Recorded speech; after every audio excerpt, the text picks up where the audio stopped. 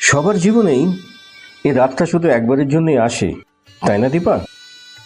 আসে হয়তো, তবে আমাদের জীবনে এভাবে না এলেই ভালো হতো। এভাবে না এলে হয়তো আর কোনোভাবেই আসতো না। না এলে আসতো না? জীবনের একমাত্র পরিণতি কি শুধুমাত্র বিয়েতেই? একমাত্র পরিণতি না হলেও অন্যতম পরিণতি তো বটেই। আর এভাবে না করলে তোমাকে হয়তো পেতামই না। তোমার বড় ভয় ছিল আমাকে হারানোর, তাই না?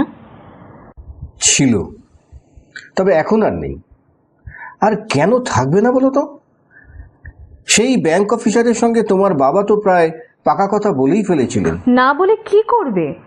বেকার বাউন্ডুলেকে জামাই করার জন্য কোন বাবা মা সারা জীবন বসে থাকে? আমি কিন্তু পুরো বেকার নই।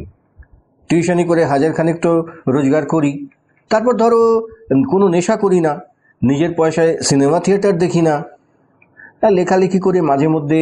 সবই বুঝলাম, কিন্তু 1000 টাকায় তো আর সংসার চলে না এই বাজারে। তারপর নম করে বিয়ে সারতেও তো 1010 টাকা দেনা হলো। হলো তো হলো, শোধ করে দেব। কিভাবে? লটারিতে টাকা পেয়ে? লটারি? হ্যাঁ, লটারি বলতে পারো। ফিল্ম প্রডিউসারদের দরজায় দরজায় তো ঘুরছি। একটা উপন্যাস পছন্দ হয়ে গেলেই।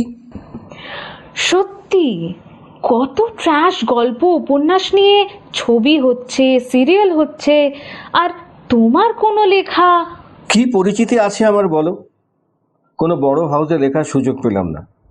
প্রগতিবাদী পত্রিকায় লিখে প্রগতিশীল হওয়া যায়, কিন্তু তাতে পেট ভরে না। এই সত্যটা বুঝতে বুঝতেই জীবনের অনেকগুলো বছর চলে গেল। আমি কিন্তু ভীষণ আশাবাদী। তোমাকে নিয়ে আমার অনেক স্বপ্ন।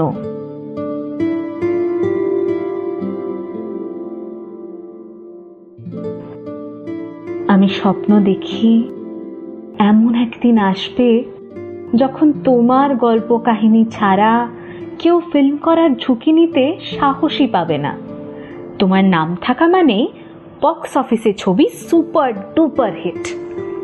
আমাদের অনেক টাকা হবে তখন, গাড়ি হবে, বাড়ি হবে, তোমার অনেক নাম হবে।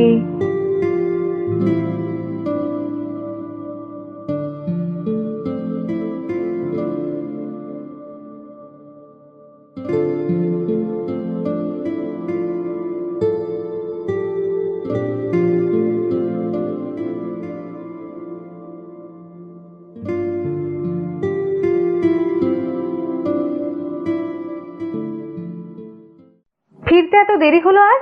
টিউশনের টাকা পাওয়ার জন্য বসেছিলাম। পেলে? না, সোনাদের বাড়িতে 2 ঘন্টা বসেছিলাম ওর বাবার জন্য। দেখা হলো না? না, বাড়িতে ফোন করে রাত 9টার সময় জানালেন ফিরতে রাত হবে। আশ্চর্য, মাস পয়লা হয়ে গেছে, টাকা বাড়িতে রেখে গেলেই তো পারে। পারে, কিন্তু তাহলে তো আর কোনো শিক্ষককে 2 ঘন্টা বাড়িতে বসিয়ে রাখা যায় না। নিজেকে মাঝে মাঝে ভিখারির চেয়েও ছোট মনে হয় দীপা। টাকাটার আজ বড় প্রয়োজন ছিল। 2 মাসের ওপর বাড়ি ভাড়া বাকি পড়েছে। বস্তা সকালে একবার এসেছিলেন। শুধু বাড়ি ভাড়া কেন, ইলেকট্রিকের বিল জমা দেবার লাস্ট ডেটও তো কালকেই। কি যে করি। এখন আর কিছু করার নেই, চাটা জুড়িয়ে যাচ্ছে, খেয়ে নাও।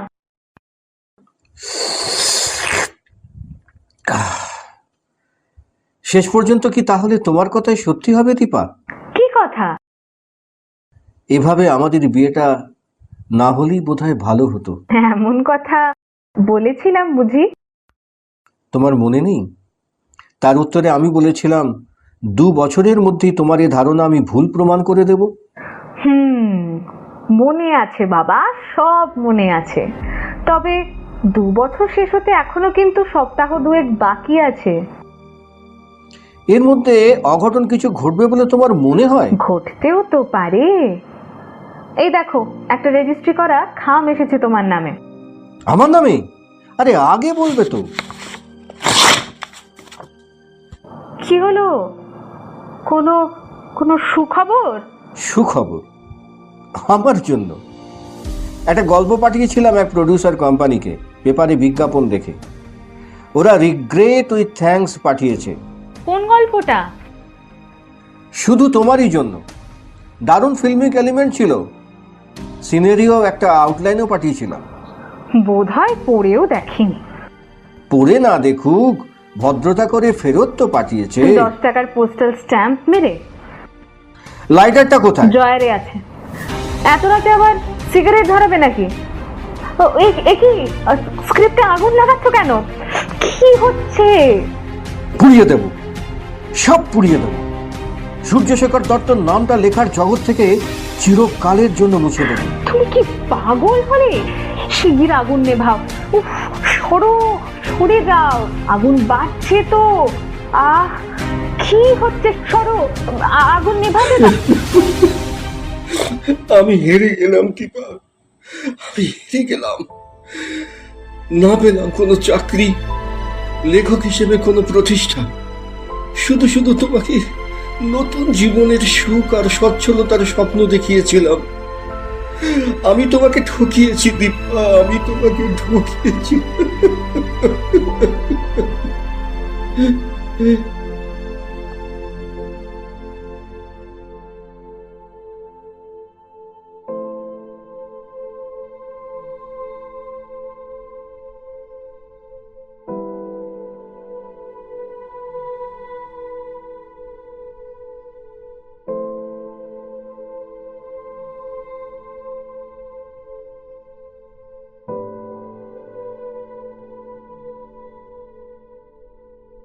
কি হলো? আজ তাড়াতাড়ি বাড়ি ফিরে এলে? শরীরটা ভালো লাগলো না, জ্বর জ্বর লাগছে। কই না, কপাল তো ঠান্ডাই আছে। আসলে এগুলো হচ্ছে দুর্বলতা থেকে আর টেনশন থেকে। সারাদিন কোথায় থাকো, কি খাও, তোমার একটা মেডিকেল চেক আপ দরকার। দরকার তো অনেক কিছুই, কিন্তু টাকা কোথায়? নুন আনতে পান্তা ফুরে, মাস গেলে 400 টাকা ঘর ভাড়া, লাইটের বিল। তোমার নিজের চেহারার দিকে একবার তাকিয়েছো? একটা কাজের লোক রাখতে পারলে তুমি অন্তত একটু বিশ্রাম পেতে।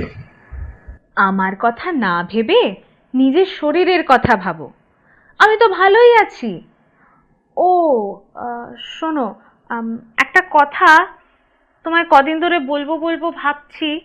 তুমি যদি রাগ করো। কেন রাগ করবো? কেন? তোমার কথা তুমি আমাকে বলবে না তো বলবে কাকে? মানে ভাবছিলাম, সংসারে তো টাকার দরকার। একটা বোর্ড অ্যাক্টিং এর অফার পেয়েছি। তার মানে তুমি প্রফেশনাল স্টেজে অভিনয় করবে? হ্যাঁ, অনেক ভদ্রশিক্ষিত পরিবারের মেয়েরাই করছে। তাছাড়া বিয়ের আগে কয়েক বছর আমি তো অবীক্ষণ গ্রুপে অভিনয় করেছি। করেছো, তবে সেটা বিয়ের আগে। বিয়ের পর আমি সুস্থ সক্ষম থাকতে তুমি রং মেখে স্টেজে নামবে অ্যাক্টিং করতে? কখনো না। ব্যাস, সঙ্গে এগোতে লেগে গেল। জানতাম তুমি রাজি হবে না। আফটার অল পুরুষ মানুষ তো। না, ব্যাপারটা তা নয় তো কি? বাপের বাড়ি থেকে কোনো সাহায্য নিতে দেবে না, ক্রেস খুলতে চেয়েছিলাম, দেবে না, অভিনয় করতে দেবে না। বিয়ের আগে তো নিজেকে বুদ্ধিজীবী বলে পরিচয় দিতে, নারী স্বাধীনতার সপক্ষে গলাবাজি করতে। হ্যাঁ করতাম, তাতে হয়েছেটা কি? সময়ের সঙ্গে সঙ্গে মানুষ পাল্টায়, আমিও পাল্টেছি। পাল্টেছো তো বটেই, এতটাই পাল্টেছো যে মানুষ থেকে অমানুষ হতে চলেছে। দীপা, কথাবার্তা একটু সংযত হয়ে বলো। কেন সংযত হব? নিজের বউ ঘরে ছেঁড়া শাড়ি পরে থাকে, একবেলা খেয়ে আর একবেলা উপোস দেয়, এগুলো চোখে দেখতে পাও না? বাড়িওয়ালা এসে যখন কথা শুনিয়ে যায়, পাওনাদারেরা তাগাদা দেয়, মাসের 15 তারিখ যেতে না যেতেই যখন অন্যের কাছে হাত পাততে হয়, তখন তোমার এসব ইগো কোথায় থাকে? কোথায় থাকে মান সম্মান বোধ? বউ রং মেখে স্টেজে নামলেই তোমার জাত যাবে, তাই না? এমন একটা সামান্য ব্যাপার নিয়ে তুমি এমন সিন ক্রিয়েট করছো না। সিন ক্রিয়েট নয়, তোমাকে আমি সোজাসুজি বলে রাখছি, এভাবে সংসার চালাতে আমি আর পারছি না। দেহে আর মনে ক্ষত বিক্ষত হতে হতে আমি শেষ হয়ে যাচ্ছি। আমি মুক্তি চাই। দীপা,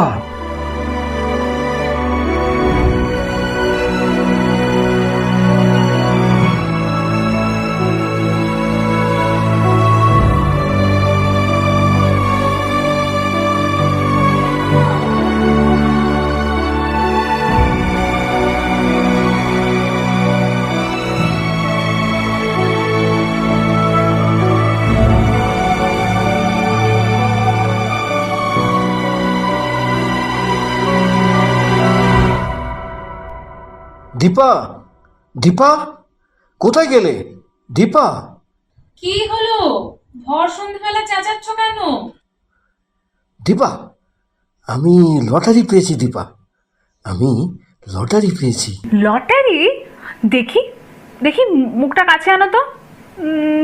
শুকে দেখি নেশা করেছো কিনা। নেশা নয় দীপা, সত্যি। হ্যাঁ দীপা, আমি সত্যি পেয়েছি। এই দেখো, 10,000 টাকার চেক। চেক? হ্যাঁ, এটা তো চেকই।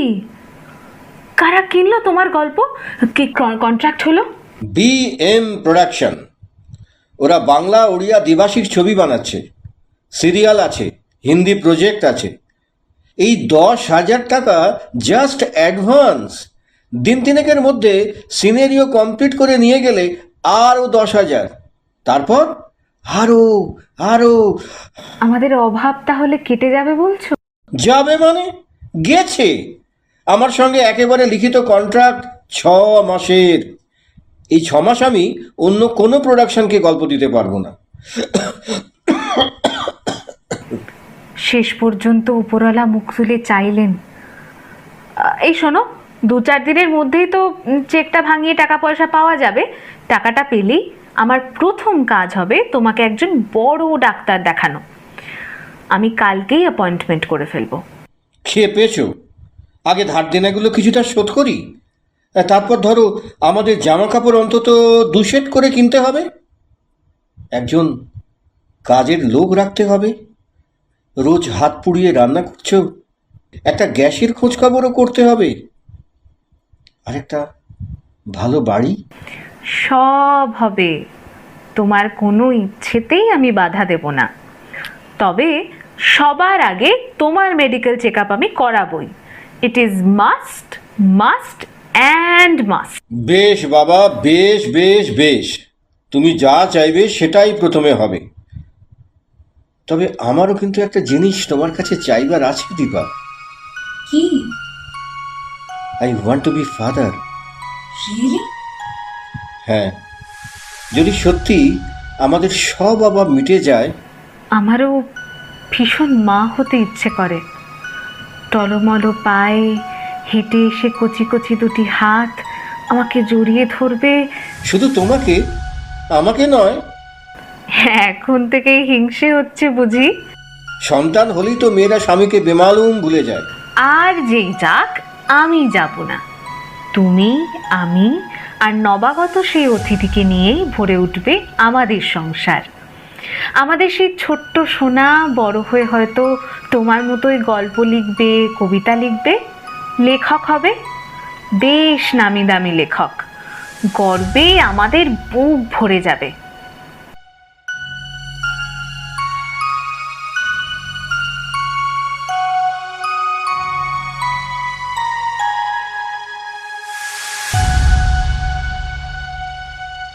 ফিরতে এত দেরি করলে কেন? অসুস্থ শরীর নিয়ে বেরিয়েছো। বারবার বলে দিলাম তাড়াতাড়ি ফিরে আসবে। 6টার সময় ডাক্তার চক্রবর্তীর চেম্বারে যাব ব্লাড রিপোর্টটা আনতে, তা নয় 7টা বাজিয়ে ফিরলে। রিপোর্টটা আমি নিয়ে এসেছি দীপা। ও, নিয়ে এসেছো? ভালো করেছো। ডাক্তার চক্রবর্তীর সঙ্গে দেখা করে এলেই তো পারতে। দেখাও করেছি, অনেকক্ষণ কথাবার্তা হয়েছে। কি বললেন উনি? বললেন আমার একটা ব্লাড ডিসঅর্ডার হয়েছে, রক্তের অসুখ আর কি। রক্তের অসুখ? অ্যানিমিয়া? না, আসলে অসুখটা উনি প্রথমে আমাকে বলতে চাননি, কিন্তু যেসব প্রশ্ন উনি আমাকে করলেন তা থেকেই আমি বুঝে গেলাম আমি কোন অসুখে ভুগছি। কোন অসুখ? লিউকেমিয়া? না, তবে? লিউকোমিয়ারও আজকাল চিকিৎসার সুযোগ আছে, অনেকে ভালোও হচ্ছে। তবে কোন অসুখ? যে অসুখের একমাত্র পরিণতি মৃত্যু, আমি সেই কাল ব্যাধিতে ভুগছি দীপা। রোগটার নাম এইডস। সে কি? এসব তুমি কি বলছো? আমি ঠিকই বলছি দীপা, আমার রক্তে HIV ভাইরাস পাওয়া গেছে। I am suffering from AIDS. তুমি জানো তুমি যা বলছো সে কথার অর্থ কি? তুমি তুমি কি আমার সঙ্গে ইয়ার্কি করছো? না দীপা, বিশ্বাস না হলে এই খামি রিপোর্টটা আছে, তুমি খুলে দেখতে পারো। না না না, আমি বিশ্বাস করি না, কিছুতেই বিশ্বাস করি না। তোমার তোমার তোমার এ রোগ হতে পারে না, কিছুতেই না, কিছুতেই না। ডাক্তার চক্রবর্তীও বিশ্বাস করতে চাননি, আশ্চর্য হয়েছেন। আমি কিন্তু অবিশ্বাস করিনি দীপা, আশ্চর্য হইনি। তার মানে তুমি তুমি তুমি তুমি কি আগে থেকেই জানতে যে তোমার এই রোগ হবে? না, আগে থেকে সেভাবে জানতাম না, তবে যখন জানলাম যে বারে বারে বারে বারে বারে বারে বারে কি? এসব প্রসঙ্গ এখন থাক দীপা, আমি ভীষণ ক্লান্ত, একটু একটু বিশ্রাম নিতে দাও। বিশ্রাম? নিজের অনন্ত বিশ্রাম নেবার ব্যবস্থা তো নিজেই করেছো, কিন্তু তুমি আমার জীবন নিয়ে একই ছিনিমিনি খেলা খেললে। বাড়ির অমতে বিয়ে করে মা বাবা ভাই বোন সবার সঙ্গে সম্পর্ক শেষ করে দিলাম। গান আবৃত্তি নাটক পড়াশুনো সব সব ছেড়ে এই চার দেয়ালের ঘেরাটোপে নিজেকে বন্দি করে রাখলাম। অভাব অনটনে বিয়ের এই 3 বছরে মা হতে চাইনি, কিন্তু তার বিনিময় তুমি আমাকে কি দিলে? তুমি তুমি আমাকে শেষ পর্যন্ত ঠকালে, প্রতারণা করলে, তঞ্চ কথা করলে। তুমি আমার ভালোবাসাকে অপমান করলে। না না দীপা, বিশ্বাস করো, আমি তোমাকে ঠকাইনি, তোমার ভালোবাসাকে অপমান করিনি। করনি? নিজে মুখে এই মিথ্যে কথাটা বলতে তোমার লজ্জা করছে না? ঘরে বউ থাকতে বারে বারে বারে বারে তুমি কোথায় যেতে? কোন ব্রথেলে? ব্রথেল? এসব তুমি কি বলছো দীপা? কেন কেন তুমি জানো না কোন নরকে বারে বারে গেলে এই নোংরা রোগ হয়? ছি ছি, শেষ পর্যন্ত তুমি রেড লাইট এরিয়া থেকে।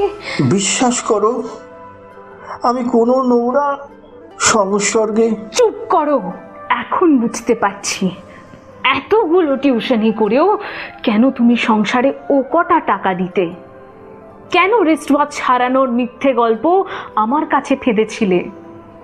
ওই টাকায় তুমি ও পাড়ায় যেতে, ফুর্তি করতে। দীপা প্লিজ স্টপ, দয়া করে আমার কথাটা তুমি শোনো। কোনো কথা নয়, কোনো কথা নয়। তোমার মতো লোমপটের মুখ দেখাও পাপ। আমি এক্ষুনি এ সংসার ছেড়ে চলে যাব। যাবে, যাবে, নিশ্চয়ই যাবে। তবে তার আগে আমার সমস্ত কথা তোমাকে শুনতে হবে। You have to listen. আমাকে স্পর্শ করো না। তোমার মতো পাপীর সংস্পর্শে থাকার চেয়ে মৃত্যুও ভালো। পথ ছাড়ো, আমার যেতে দাও। যাবার আগে জেনে যাও বারে বারে আমি কোথায় যেতাম, কোন নরকের দ্বারে। নিজে মুখে সেটা বলতে তোমার লজ্জা করবে না? না দীপা, লজ্জা থাকলে শরীরের রক্ত বিক্রি করে কেউ সংসার চালায়। রক্ত বিক্রি? কে করতো? তুমি? হ্যাঁ দীপা, আমি করতাম। নিজের দেহের রক্ত প্রতি মাসে বিক্রি করতাম। এই অভাবে জ্বালা সহ্য করতে না পেরে একটি বেসরকারি ব্লাড ব্যাংক থেকে এজন্য প্রতি মাসে 3টে করকরে 100 টাকার নোট পেতাম। ভেবেছিলাম এই অভাবের কালো মেঘ কেটে গেলে এ কাজ আমি ছেড়ে দেব, কিন্তু তুমি কি করলে? এভাবে তিলে তিলে নিজেকে খুন করলে। আমাকে কেন জানালে না এ কথা? কি হতো জানালে? তুমি তোমার শেষ সম্বল, হাতের দুগাছা চুড়ি আর গলার হারটা বিক্রি করে দিতে। তাতে কি সংসারের খিদে মিটতো? তুমি একজন শিক্ষিত মানুষ হয়ে এ কাজ করলে কি করে? তুমি জানতে না এভাবে রক্ত দিলে কি হয়? রক্ত নেবার সূচ দিয়ে কিভাবে নানা রোগ শরীরে ঢোকে। টিভি, রেডিও, পেপারে এত প্রচার শুনেও শেষ পর্যন্ত তুমি। সরি দীপা, আমি জানতাম সবই, কিন্তু এডসের মতো কালান্তক রোগের ভাইরাস যে আমার শরীরেই ঢুকবে তা আমি কখনোই ভাবিনি। তুমি আমায় নিয়ে অনেক স্বপ্ন দেখেছিলে দীপা, আমি তোমায় দেখিয়েছিলাম। অভাবের ধাবায় ক্ষত বিক্ষত হতে হতে আমি শুধু নিজেকেই শেষ করলাম না, তোমার স্বপ্নকেও শেষ করে দিলাম। আমায় ক্ষমা করো। মিথ্যার সন্দেহে আমি তোমায় যা নয় তাই বলেছি, অথচ তুমি নিজের শরীরে রক্ত দিয়ে আমায় বাঁচাতে চেয়েছিলে, ভালো রাখতে চেয়েছিলে। কেন এমন হলো? একটু সুখের আলো দেখতে না দেখতে কোন অন্ধকারে তলিয়ে গেলাম আমরা? বলো সূর্য, বলো কি আমাদের অপরাধ? কি সূর্য, কথা বলছো না কেন? তোমার শরীরে এমন ঠান্ডা লাগছে কেন? সূর্য, তোমার চোখ দুটো অমন ঠেলে বেরিয়ে আসতে চাইছে কেন? সূর্য তাকা। সূর্য, কি করলে তুমি? কি করলে? তোমাকে বাঁচানোর শেষ চেষ্টাও আমায় করতে দিলে না। আমাকে সেবা করার কোনো সুযোগ না দিয়ে সূর্য, কি করলে তুমি? রিপোর্টটা তো ভুলও হতে পারে। সূর্য, একবার তাকাও আমার দিকে। সূর্য, কেন এমন করলে তুমি? কেন সূর্য?